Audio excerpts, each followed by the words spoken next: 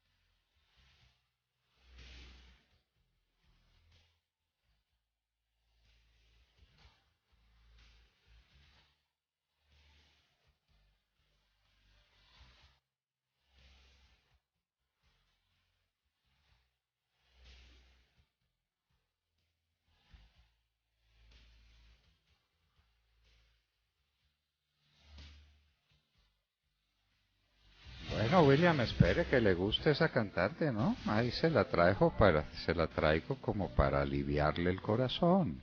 Sí, señor. Como para que no esté muy exaltado y muy prevenido ahora cuando hay que hablar al oído sobre temas tan duros como este de la inseguridad en Bogotá. Horrible. Si vio pues que ya hubo que poner las mismas cifras oficiales, fue necesario exhibirlas y mostrar que Bogotá se está convirtiendo en un infierno de inseguridad. Pero Petro dice que en el último trimestre las cosas empiezan a cambiar. Y a propósito, William, ¿cuándo se va a ocupar de Petro el Consejo de Estado? Nunca. No, doctor Londoño. Nunca lo tienen ahí muerto.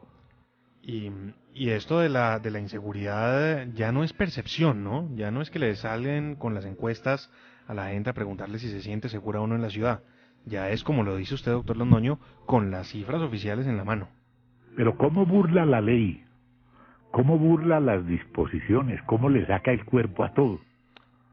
Por ejemplo... Como si fuera teflón, ¿no? Sí, por ejemplo, el tema de los toros, para empezar.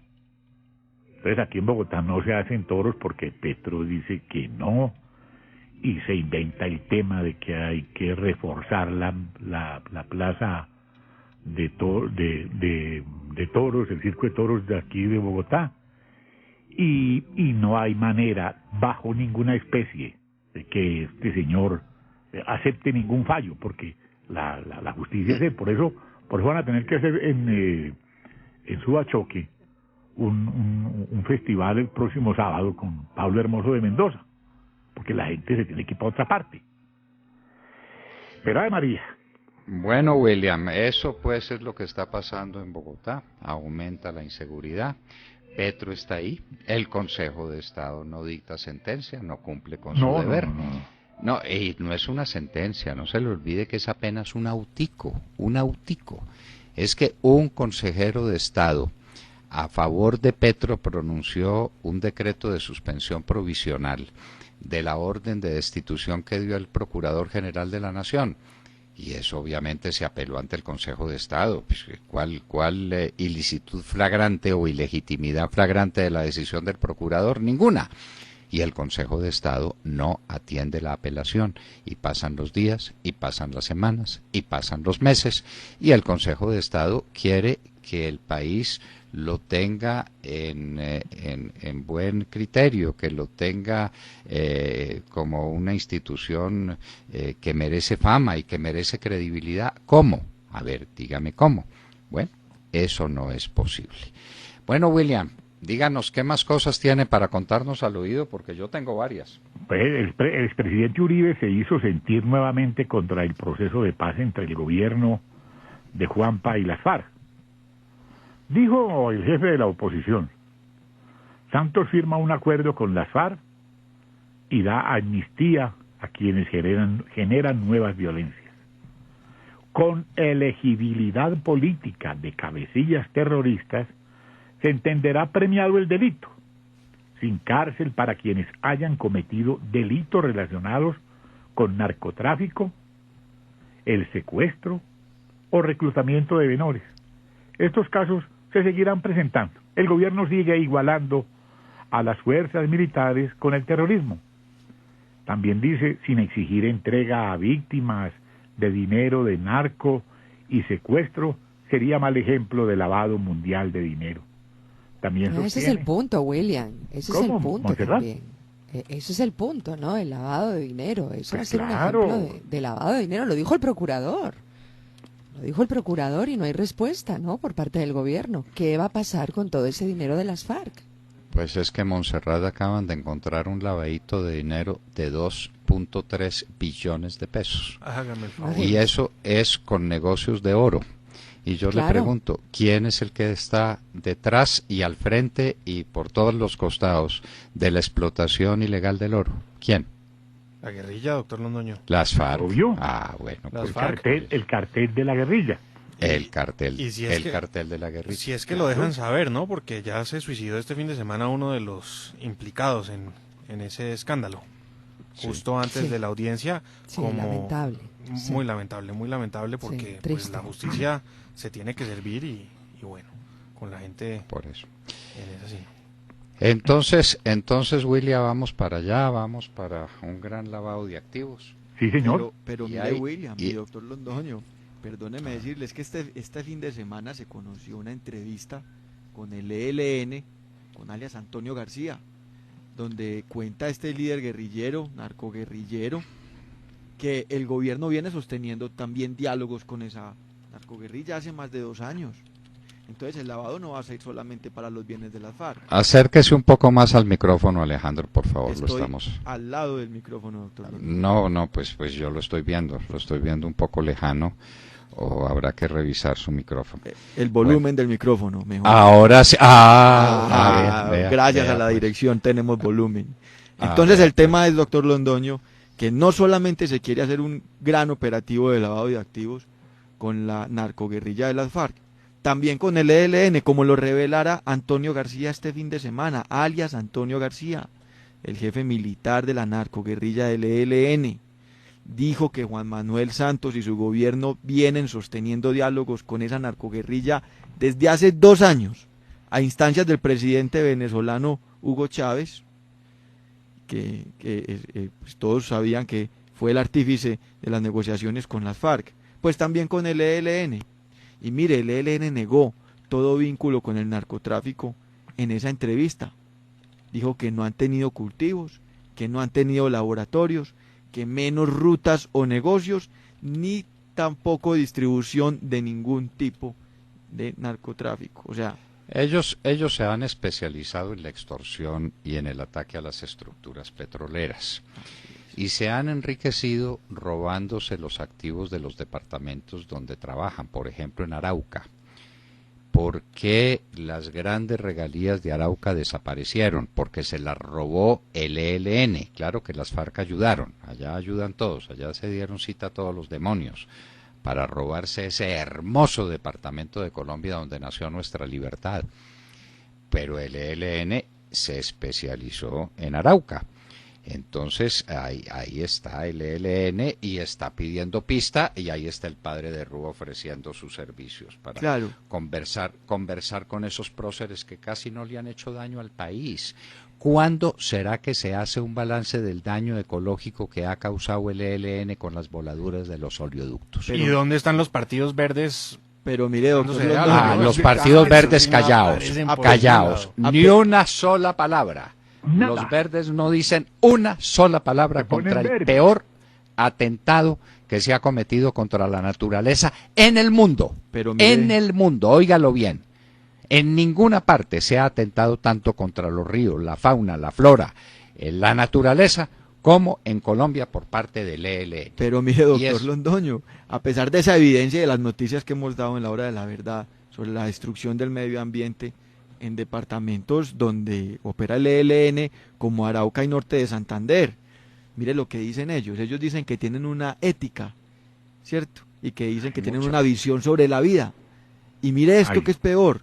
Dice que, hablando sobre el reclutamiento de los menores, dice que ellos forman a esos jóvenes. Dice que ellos forman a esos mismos niños y jóvenes que nos acusan de reclutar en contra de la normativa internacional, pero que en la vida cotidiana el Estado persigue y acosa. ¿Cómo le parece? ¿Cómo le parece? Son educadores, ¿Cómo además. le parece? Y los esa sí ya es la última tesis, que el reclutamiento de niños es un esfuerzo de la guerrilla, de estos bandidos, por educarlos. Esa tesis sostuvo en esa entrevista. Ay, no, Lo no, salvan, no. es increíble. No. Era lo que Que es faltaba. caro, Eso está parecido a un tipo que fue a un restaurante a pedir un cuarto de pollo y entonces se lo trajeron y dijo, no, yo había pedido una pieza para el pollo. Bueno, masivo retorno de colombianos de Venezuela a nuestro país y simultáneamente expulsan del mismo país una banda sinfónica que se había trasladado de Pitalito. Y la Cancillería no dice ni mu. No, la canciller sí, ella dijo que ya ha expresado, ya le ha contado a Venezuela que hay mucho malestar y hasta ahí llegamos. Sí, en el malestar nos quedamos, ¿no? A su Sí, amigo ahí Nicolás quedó. Maduro, Sí. que le está yendo también en Venezuela. Tiene el 83% de la opinión en su contra. Hay un espacio que no sabe, no responde. Entonces, ¿qué quedará a favor de Maduro? Eso va a explotar y va a explotar ya. William, le quiero leer unos numeritos detrás de los cuales yo andaba desde hace tiempos en este tema de las cárceles. Yo dije, sí. este es un drama. Este es un drama. Que hoy publica en su columna. Sí, señor, sí, señor. Claro. Porque encontré en un blog de los Estados Unidos, en Huacaica, las cifras que yo estaba buscando y que quería verificarlas. Míreme esto. Cuando dejó la presidencia Álvaro Uribe, en Colombia había 80.000 presos para 75.620 cupos. Es decir, había realmente un hacinamiento de un 5%. Había un problema que se estaba solucionando. Sabas Pretel, ministro de Gobierno, ministro del Interior, construyó 6 o 7 cárceles. Yo inauguré varias. Se estaba haciendo un esfuerzo con el Poder Judicial colombiano para que no tuviera presos indebidamente, para que no alargara procesos de investigación, en fin. Era un problema menor. Le repito, 80.000 contra 75.620. ¿Qué ha pasado durante el gobierno de Santos? ¿Cuántos presos nuevos entraron a esas mismas cárceles? 37.000. Oiga la cifra, 37.000. ¿Y cuántos cupos abrió este gobierno? El de los billones. 933. No sé en dónde, ahí en alguna parte acondicionaría un pabellón de una cárcel que estaba en malas condiciones. 933 y le metió 37.000 presos. Ahí sí tiene usted un hacinamiento colosal. Pero óigame esta otra cosita. Los ministros Esguerra y la ministra Correa, ¿se acuerdan? Prometieron la construcción de 6 megacárceles por valor de 1.5 billones de pesos. Y lo dijo a través de estos micrófonos, además. El ministro Esguerra no, la ministra Correa. La ministra, sí. La ministra, pero Esguerra también lo prometió. ¿Saben qué ha pasado? No han puesto el primer ladrillo. El primer ladrillo. Entonces, ¿qué es lo que pasa en Colombia? Que las cárceles tienen unos hacinamientos inhumanos. Yo creo, como lo digo en mi artículo, que las cifras que da Huacaica están atrasadas, que no son cifras exactas, que el hacinamiento es peor, pero solamente estas cifras son dramáticas. 37.000 presos y se han creado 933 cupos. Esa es la incompetencia del gobierno. ¿Qué es lo que está sucediendo? Que las cárceles son antros del crimen, que las cárceles son centros de preparación de delincuentes, que de las cárceles lo que están saliendo son unas fieras llenas de espíritu de venganza contra una sociedad que los maltrata de ese modo. De manera que le gustó la cifra. Y le quiero contar, Señor. La situación, el número de reclusos en Colombia es más o menos el mismo de los demás países de Latinoamérica. 235 reclusos por 100.000 habitantes. 235 por 100.000. En Latinoamérica esa es la media. En Cuba hay 510 presos por 100.000 habitantes, especialmente presos políticos, presos de conciencia. Y en Venezuela no tenemos las cifras. Y de Venezuela sí hay cifras, sí señor. Pero hay cifras. Más del doble de Colombia. Sí. En Venezuela el hacinamiento es mucho más del doble del que hay en Colombia. Como en Cuba. Como en Cuba. Claro, Sí, porque ahí señor. también en Cuba su es una gran artículo- prisión en sí, ¿no? En su artículo, Sí. en su artículo que lo leí muy temprano en la mañana, las cárceles otra cara, otra tarea sin empezar. Ahí está retratado todo lo que está pasando. Qué tristeza. Con Claro, qué dolor se pero- acuerda uno de lo que hizo usted. De lo Pero que me hizo- tuve que alimentar de cifras actualizadas de Huacaica, un blog de los Estados Unidos, porque aquí en Colombia nadie dice nada.